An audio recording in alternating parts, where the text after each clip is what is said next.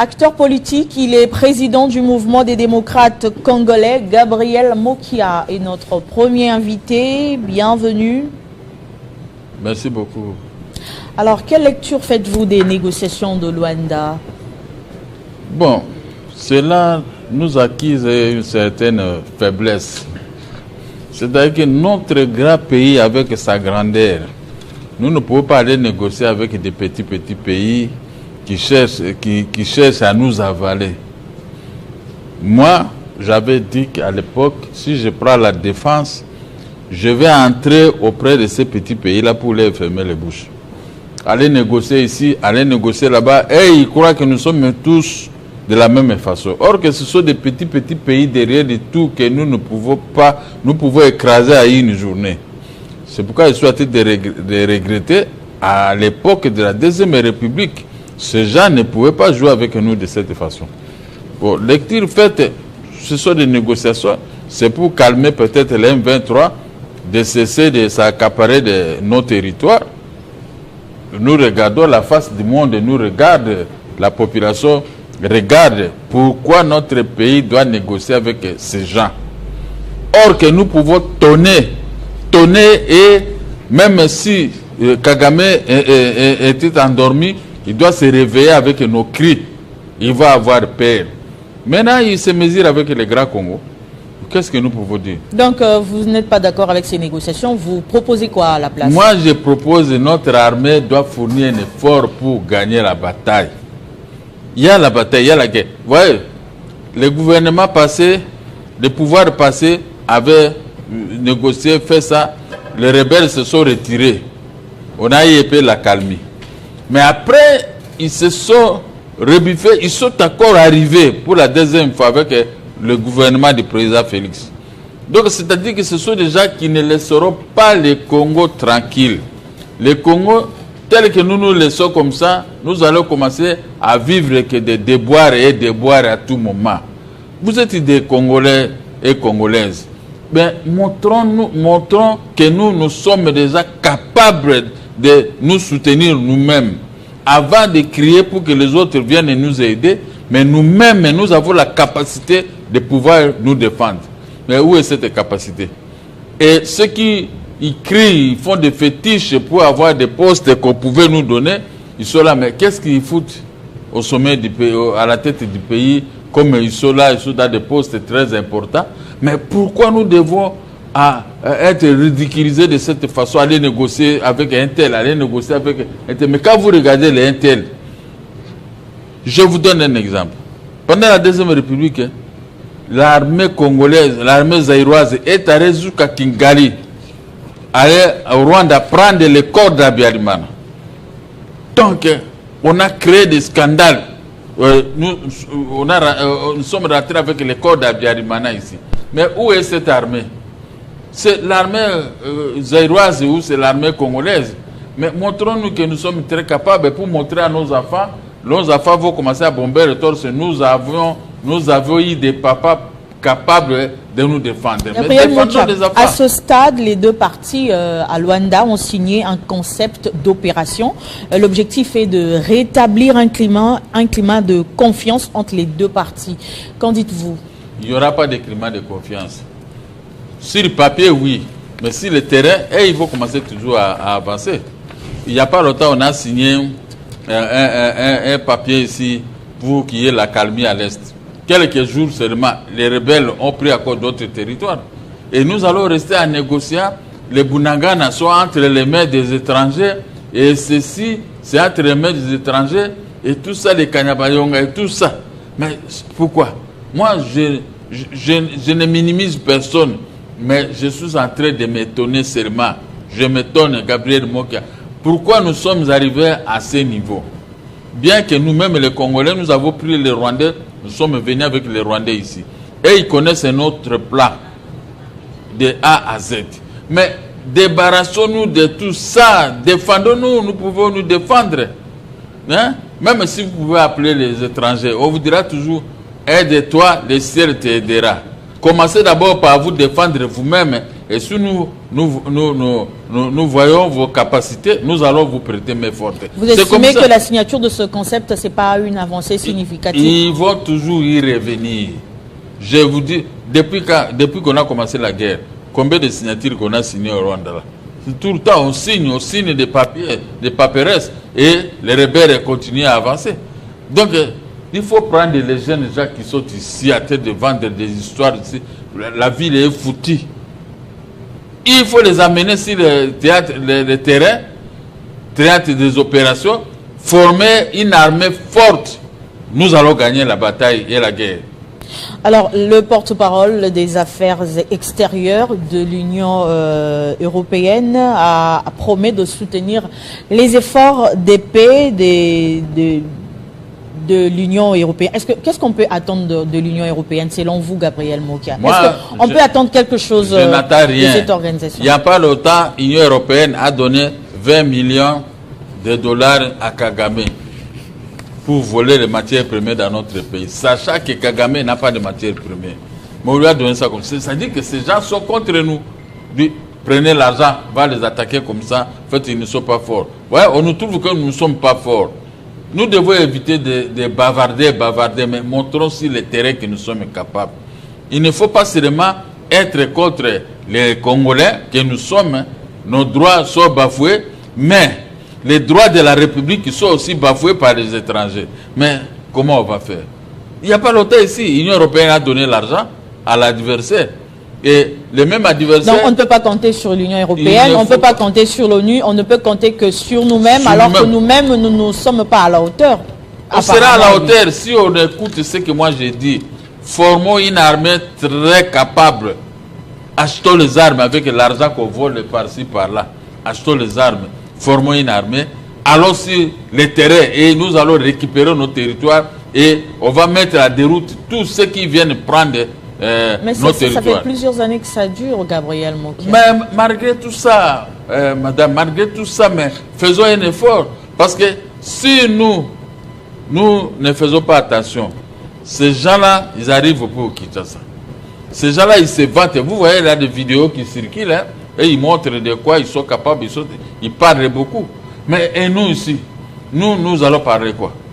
Parce que nous montrons toujours à notre armée, voici ce qu'on va faire. Former une armée forte.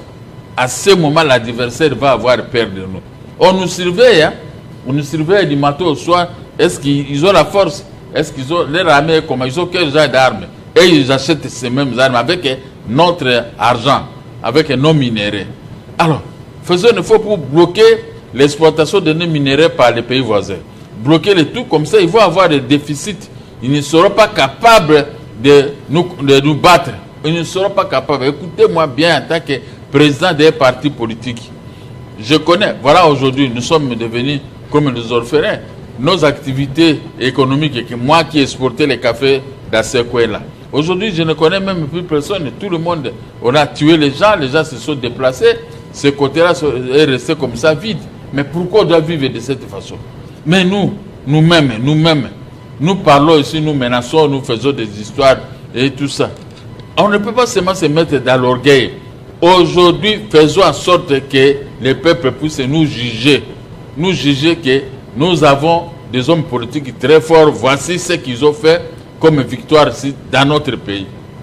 Donc, vous n'espérez pas la signature d'un accord de paix à l'issue de ces négociations ou pour parler entre Kinshasa et Kigali? Ils peuvent signer, mais les rebelles vont toujours rebondir pour prendre d'autres territoires. Ils avaient déjà signé. La fois passée, on nous a montré quand même. On a signé là-bas à Rwanda et tout ça. Mais quelques jours seulement, les rebelles ont bafoué tout ça, le cessez-le-feu. Ils sont entrés à prendre d'autres territoires. Alors comment vous pouvez accepter ça? Comment vous jugez le travail du facilitateur angolais? Le facilitateur, il fait son travail. Mais sur le terrain, les rebelles s'attêtent. On dirait que nous sommes distraits, nous ne voyons pas ce que les rebelles cherchent. Nous sommes distraits. Évitons d'être distraits. Soyons les gens modèles pour que défendre nos filles et nos garçons et nos vieux de notre Congo. Le Congo est grand avec tout. Moi, j'ai sillonné le monde. J'ai fait des tours dans plusieurs pays. Mais ce que je vois là-bas, chez les autres, je ne vois pas ici chez nous. Moindre pluie, vous voyez partout ici de la boue. Moi, j'habite ici au Sartreville, tout près de chez vous ici. Mais quand il pleut, je regrette toujours mes frères qui sont à la cité, vraiment, la pluie va les déranger. Et je le vois dans le Facebook, il y a des morts, il y a des gens qui sont dérangés, les voitures qui passent et tout ça. Mais ce n'est pas du tout sérieux. Ce n'est pas du tout sérieux. C'est-à-dire que nous avons tout, mais nous n'avons rien. Nous n'avons rien. Donc, c'est quoi ça? Cela signifie quoi? Vous voulez qu'on parle avec quelle langue? Même si on peut parler à Lingala, mais qui va nous écouter? Il faut semblant de parler en swahili, ou bien anglais, ou bien le français, pour se m'embrouiller les Congolais, alors que nous sommes là sur le champ de bataille. Hein? Quand les rebelles promettent que nous allons arriver à Kinshasa, vous croyez que c'est de la blague? Hein? Là où ils sont, s'ils prenaient Kisangani, ils vont prendre chez moi à Bumba. Ils prennent l'Issala, ils vont traverser en Bandaka. Bandaka, Bandundu, et puis ils vont entrer à Kinshasa. Vous voyez? Ils ont leurs émissaires que vous appelez les éleveurs de bétail qui sont à côté de Maluku et autres là. Ce sont les éclaireurs des Rwandais. Mais pourquoi seulement nous allons nous laisser être menacés par un petit pays derrière de tout? Un petit pays. Ils sont combien? 11 millions d'habitants. Nous sommes ici, c'est 120 millions d'habitants. Alors, quelle comparaison maintenant on peut faire? Est-ce que nous devons rester seulement en train de planifier, alors signer l'accord, on va là-bas aussi. Alors, une réunion, on ne peut pas dire que le Congo qui est aujourd'hui a pris tel territoire, est entré ici, fait ceci. Ces espoirs peuvent donner l'espoir à nos enfants, à nos concitoyens que nous sommes bien sécurisés. Mais en train de planifier, alors signer l'accord, cela signifie quoi? Moi, je ne sais pas. Signer l'accord, c'est-à-dire qu'on nous taxe de faible. Un accord de paix, Gabriel Moukis. Un accord de paix sur quoi? Un accord. Moi, je ne peux pas chanter comme Beyrouth qui est en train de chanter avec un accord de paix que nous avons signé là-bas. Après avoir carbonisé les pays, on a détruit les pays et on fait maintenant pour un accord de paix. Nous devons nous-mêmes nous défendre. Nous avons des armes, nous avons l'armée, nous avons tout. Et qu'est-ce qui nous manque sur le terrain? Ceux qui gèrent ces opérations militaires, ils doivent montrer de quoi ils sont capables. Nous, on a vu les autorités. Laissez-moi prendre ceci, je vais vous montrer de quoi je suis capable de ça. Mais on nous a fermé les portes. Mais montrer de quoi vous êtes capable maintenant. Ils nous regardent comme ça. Nous allons commencer à pleurer, nous tous avec eux. Non, non. Moi, je n'accepte pas ça. Ça, en tout cas, je dis, je n'accepte pas ça. On ne peut pas laisser nos enfants ici à train de plénicher sous la prise des étrangers et créer des problèmes et tout ça. Les activités de l'agriculture ne fonctionnent pas ici dans notre pays. Pourquoi? À cause des rébellions. La population entre à brousse pour cultiver, on massacre tout le monde. Et comment on va vivre? Regardez, nous sommes bloqués. Moi, je vivais ici avec quoi? Avec l'agriculture. Quand on envoie les produits, moi j'envoie ça en Europe et je gagne les devises et les pays gagnent ces devises pour donner aux opérateurs économiques des exportations. Et maintenant qu'on a bloqué le fleuve Congo, les rebelles ont pris là-bas, les gens ont peur d'entrer à brousse. Mais comment nous allons vivre ici? On doit commencer seulement à chercher à demander de l'argent. Demander de l'argent pourquoi? Gabriel Moukis, à l'actualité, c'est aussi la révision, le changement constitutionnel. Quelle est votre position? La position de votre parti politique? La position est claire. Nous devons changer certains articles qui fâchent. Il y a des articles qui fâchent là-bas. Quand on vous parle de l'article 51, on descend, oh non, c'est protection des minorités. Quelle minorité? Moi, je suis Mbouza. Est-ce que je suis minoritaire aussi? Dans notre côté, nous sommes minorités. Mais qui sont ces minorités? Vous voyez maintenant, ce sont les mêmes gens qui nous attaquent et qui nous imposent maintenant une constitution à leur mesure. Vous voyez ce que j'ai dit ici? C'est résumé dans tout ça. Hein? Oh, coexistence pacifique. Moi, je peux quitter si je veux dans le Congo central ou je vais à côté de Kananga. Je veux me reprocher de quoi? Je peux construire une maison là-bas, je peux habiter. Donc vous soutenez l'UDPS dans cette démarche? Je soutiens l'UDPS et le chef de l'État à 100%. On doit changer certains articles. Donc ça, il n'y a même pas. Il faut que vous ne soyez pas congolais pour protester. Est-ce la priorité aujourd'hui, Gabriel Mokia? Il y a la priorité, mais les jours avancent. Les jours avancent. Ces gens-là, ils ont pris Minembo, ils sont là. Ils sont là à Minembo. Donc cela signifie quoi? C'est notre pays qui est en train de se faire dépiécer de cette façon. Or, Quito et pays ici, on reprend une partie de Rwanda. Est-ce que nous allons dormir tranquillement? On va commencer à nous attaquer, on va appeler même les Européens, comme ils les aiment beaucoup, ils vont entrer de leur côté pour pouvoir nous attaquer. Mais pourquoi seulement nous? Pourquoi seulement nous? L'article 217, l'article 51 de la Constitution, pour parler que l'article 40 de la Constitution, tout ça, nous devons changer ces articles. L'IDPS n'a pas tort. Nous, on avait discuté à l'époque avec les amis quand on élaborait la Constitution. Moi, j'étais à 2006, quand je suis sorti de la prison, nous avons protesté pour qu'on puisse changer plusieurs articles. Mais maintenant, les élections, au lieu que ça soit à 2 tours, les élections maintenant sont arrivées à un seul tour. Et maintenant, derrière moi, en 2011, on a révisé quelques articles de la Constitution qui avaient créé des problèmes. Mais ils ont révisé. Parce que moi, je faisais obstacle à la révision de certains articles, surtout l'article phare, l'article pour faire le deuxième tour. Le PPRD dit aussi, c'est comme ça, s'il fait obstacle, on doit créer des problèmes pour l'arrêter. On m'a créé des problèmes, comme j'étais aussi pressé, on m'a arrêté. Alors, derrière moi, j'apprends, ils ont changé la Constitution. Est-ce qu'il y a eu des faits? Rien. Mais maintenant, autour de l'IDPS et les pays de la République, ils veulent aussi changer certains articles qui fâchent. Mais pourquoi parler tout le monde? Aujourd'hui, maintenant, les débats, c'est ça. Tout le monde vient présenter... C'est les débats, Gabriel Mokia. C'est carrément une guerre ouverte entre l'Union sacrée et l'opposition. L'opposition a tort. L'opposition, là... Hier, moi, avec ces opposants, nous étions ensemble sur la même table de négociation. On discutait avec Kabila, on doit changer les articles tel. Mais aujourd'hui, ils sont restés derrière, nous sommes maintenant au pouvoir, alors ils commencent à nous attaquer. Moi, quand ces gens-là ils parlent, je vois les amis ici, tel, nous étions avec eux à l'opposition. Vous voulez seulement embêter le chef de l'État? Oui, on embête. Quand quelqu'un est intelligent plus que vous autres, hein, vous n'arrivez pas à l'attaquer, c'est la façon dont ils sont tentés d'attaquer le président de la République. Cela doit pousser le chef de l'État à regarder les siens.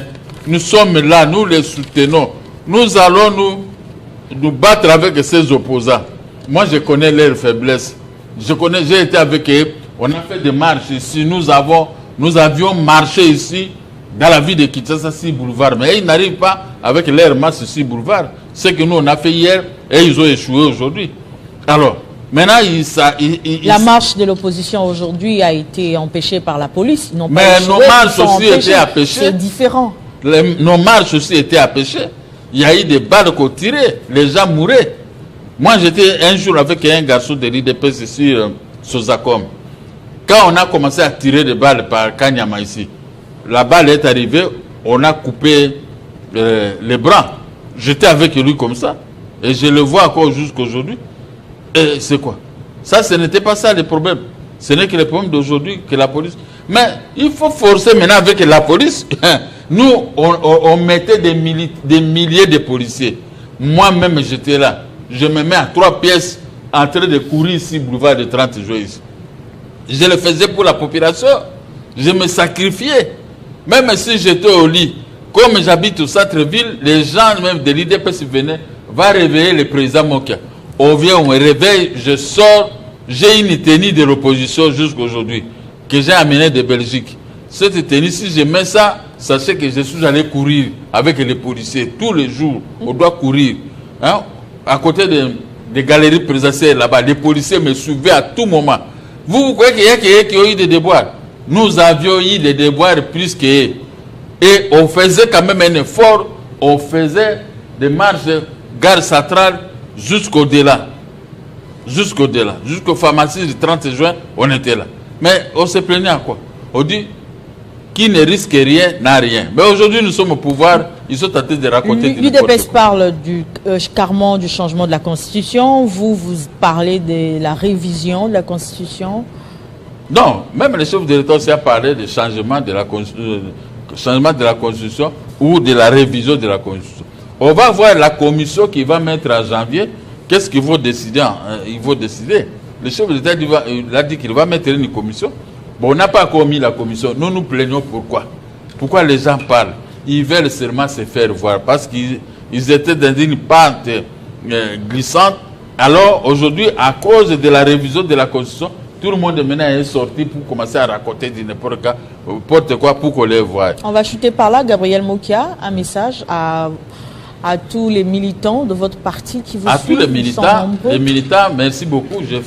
Les militants de mon parti font un effort maintenant. Ils sont devenus très nombreux maintenant. L'adhésion est massive au commandement numéro 1 sur le boulevard de 30 juin. Et je suis très content que les militants viennent s'adhérer ici et à l'intérieur du pays. Parce que pour gagner le pouvoir, pour être député, il faut se battre. Comme on dit, quelqu'un avait dit, la vie c'était un combat. Mais nous, on n'a pas peur. Même pour voir le chef de l'État, c'était un combat. Il y a toujours des cales même. Vous voulez voir le chef de l'État, vous n'arrivez pas à accéder? On n'arrive pas parce qu'il y a des mauvais types qui sont là, qui ne veulent pas de nous. Ce sont les mêmes gens-là qui sont avec les opposants. Il faut semblant d'être avec le président Félix alors qu'ils sont avec les opposants. Nous connaissons bien. Ils ne veulent pas que le président Félix puisse avoir des gens qui peuvent le conseiller dans tel et tel sens. Et ils veulent toujours que le pays puisse sombrer tel que nous plaira aujourd'hui. Le grand message pour moi, je dis à Madame Judith Tuluka de donner l'ordre à son gouvernement de payer la dette intérieure. C'est la dette intérieure qui amène les opérateurs économiques à bien produire pour emmagasiner les devises dans notre pays qui pourraient faciliter les opérateurs des importations pour pouvoir régler les problèmes de la population congolaise. Merci d'avoir répondu à notre invitation, Gabriel Mokia. On va prendre le deuxième invité.